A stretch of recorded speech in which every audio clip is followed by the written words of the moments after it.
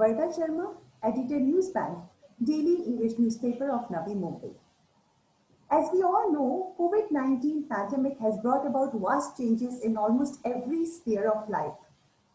Its impact has been felt in education sector as well. Since almost a year, all the schools have been conducting online classes. Many people are wondering whether post-pandemic, this shift away from classroom and the adoption of online learning will continue even after the pandemic.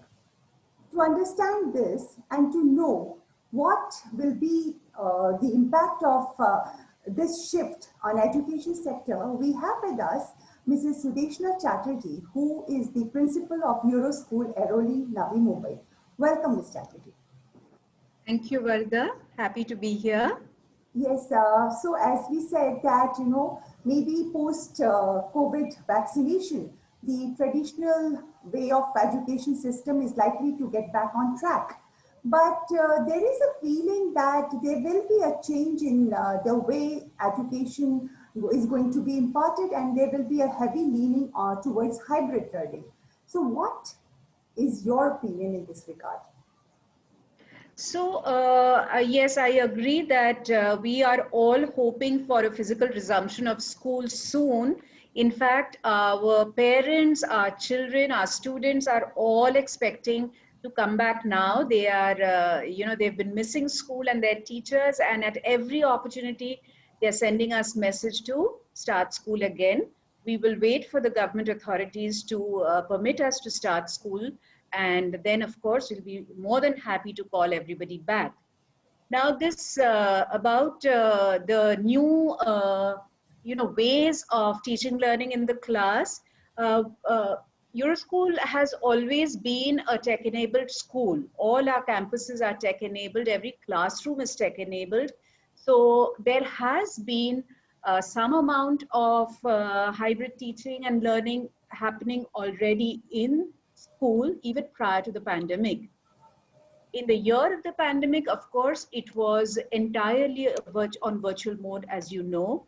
And once they come back, I think an ideal situation would be where there is, physical transaction of material going on in the class, as was traditionally done, along with online learning and the use of blended learning as often as possible, which is what learning for children has come to mean today.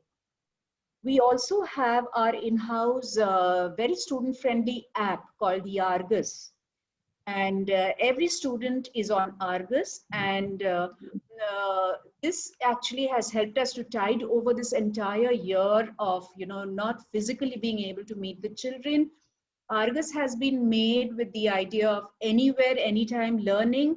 So a child who learns concepts in school, for example, once the physical school starts, will have to go back to Argus for reading once again, recapitulating, doing some amount of quizzes and assessments, so that this hybrid style in Euroschool at least has come to stay, and it will be a fine balance between physical school as well as the use of technology to make learning, as I said, anytime, anywhere learning.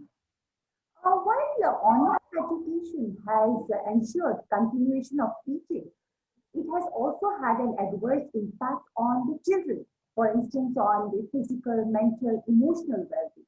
So what steps are being taken by the teachers to tackle this? So we had, as I said, the entire year we were on the virtual portal.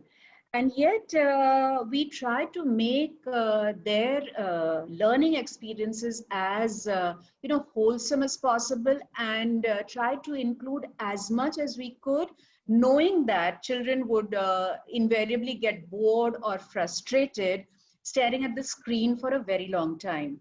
So definitely there was physical exercises happening from all the way from pre-primary till the older classes. We had yoga done regularly with them, and all our sports teachers were taking physical fitness, which meant various kinds of movements, exercises. This would be also complemented by, films on proper food and nutrition, the need for exercises, so that children understand why, some amount of physical kinesthetic movement is necessary. So we did take care of all of that. As far as the social and emotional context is concerned, I'm sure parents were very much on board. They were with the children most of the time, and therefore that that bonding of family has happened a lot in 2020, for which we are very grateful. Apart from this, the teachers who were going into these virtual classes every day made sure that they included everybody in asking questions or finding out how they are doing, or whether they have completed their work, or just chatting with them once in a while on a casual basis, to make the children feel that the distance was not really there. We were still together, even though it was a remote setting. Then our school counselors have a lot of interventions with the children when we are in school. Similarly, the same kind of interventions happen all the way from pre-primary to grade 12. Of course, those are age-relevant interventions by the counselors, but from good touch and bad touch, all the way to anger management and time management and study skills. Every once in a while, the school counselors, after school hours, would have these interventions for the children, so that that feeling of I'm included, and my thoughts are being understood by someone, and I have a platform to express myself, was given to every child. Digital learning was a relatively new concept, both for the teachers and also the students. And this is a new concept even for India also. So how did the teachers of your school adapt themselves to the new learning? And what measures were undertaken by them to ensure that the concentration level remained high among the students, especially the children, the younger ones? So what measures were undertaken by them? So I must tell you that I have started believing in miracles, and so have also my entire cohort of teachers.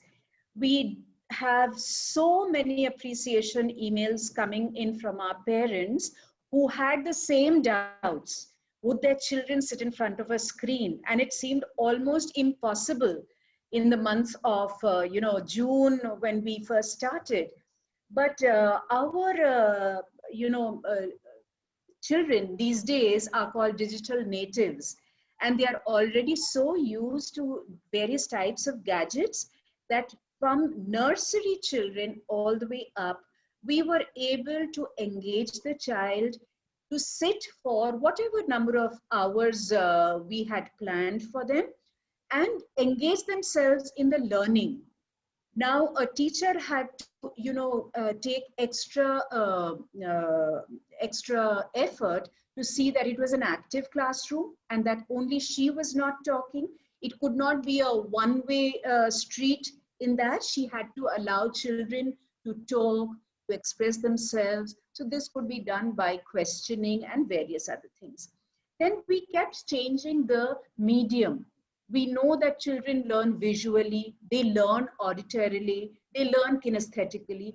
So each of these stimuli were given by the teachers, so that they would reach to all the children in the class in some way or the other.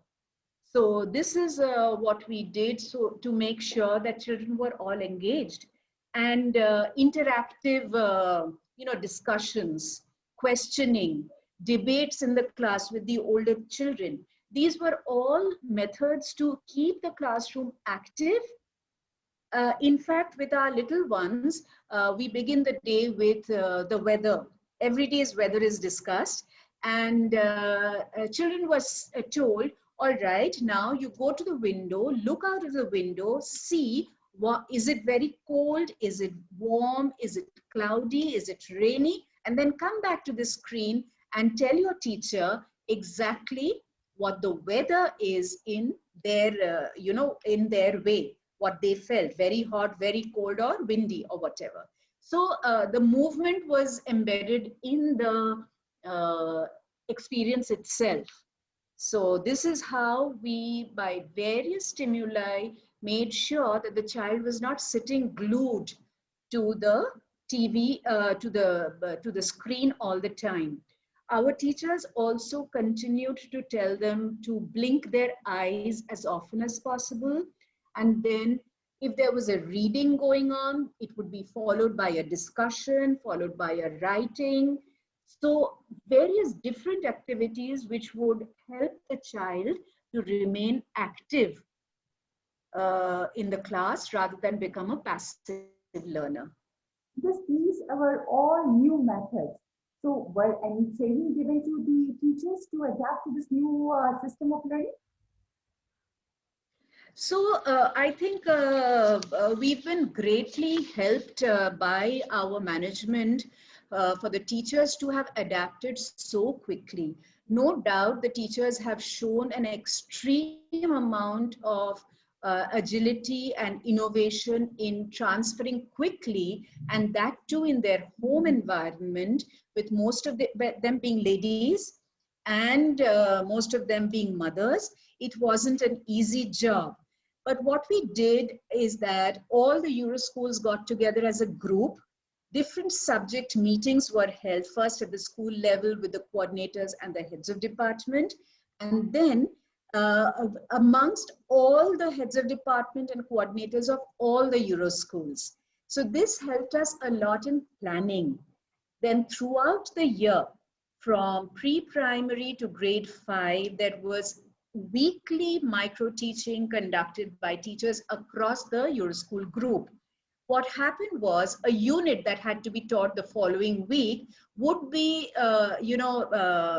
discussed threadbare in that cohort of teachers that would have to teach it, along with all the visual and the auditory links shared. So this amount of collaboration and sharing is something we'd never been able to do before. And I would say that the virtual media made, I think, a huge number of teachers across India in the Euroschool group to get together, and learn from each other.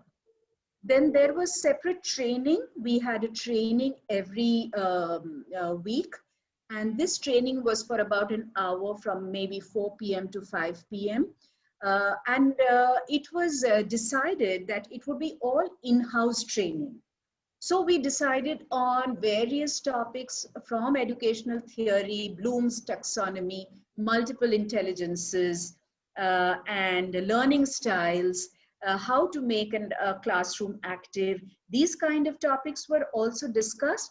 And we also discussed, the larger topics of how to manage your time, how to manage your, the level of stress that parents and teachers were going through at the time of the pandemic. So throughout the year, every single teacher has had at least 60 hours of teacher training, thanks to the management having made it so, easily available for us. So that has helped the teachers to accept the new normal, to adapt to it.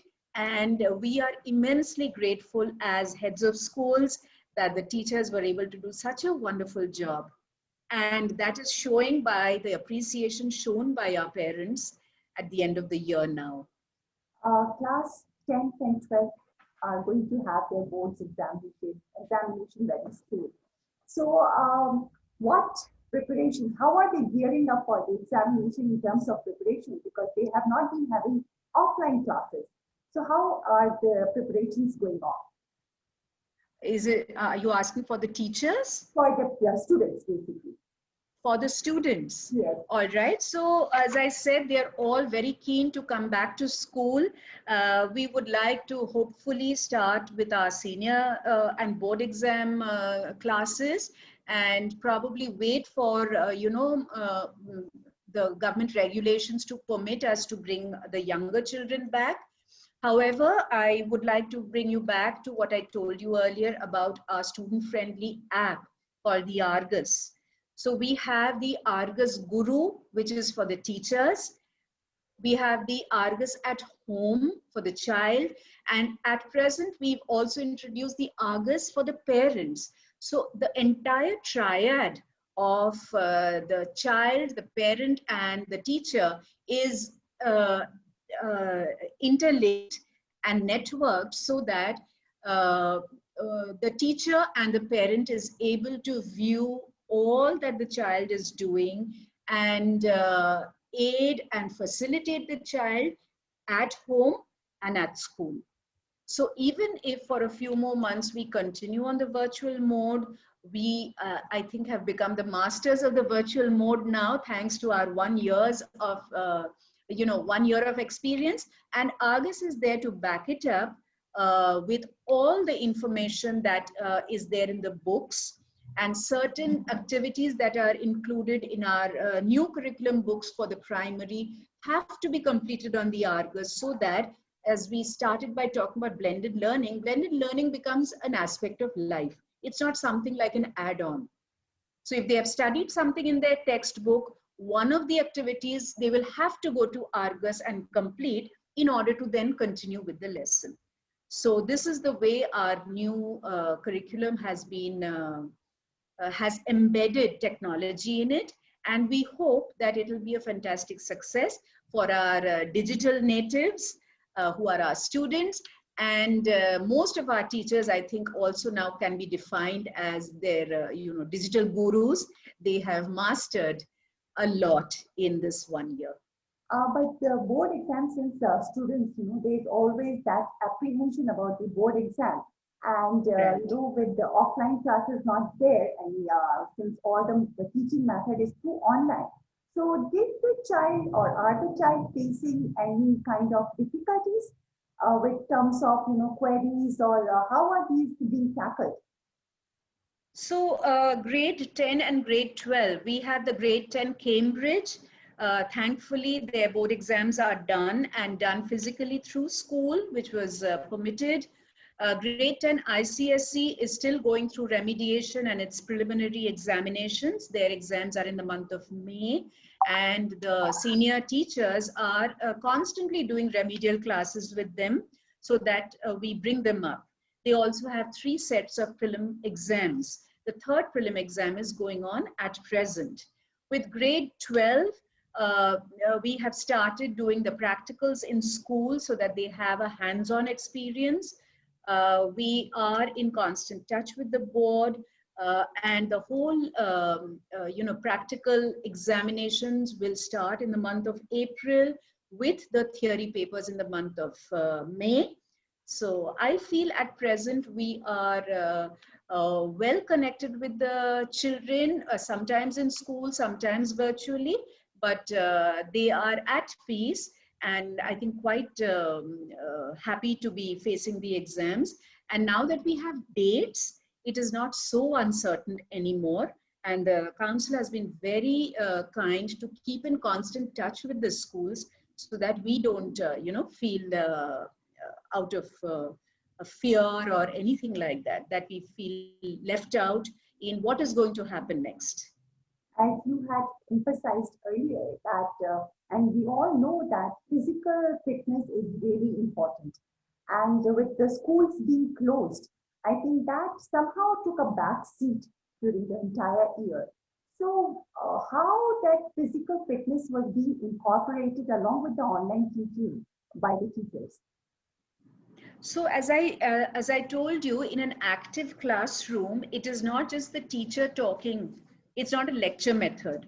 It is it involves the child as much as it involves the teacher.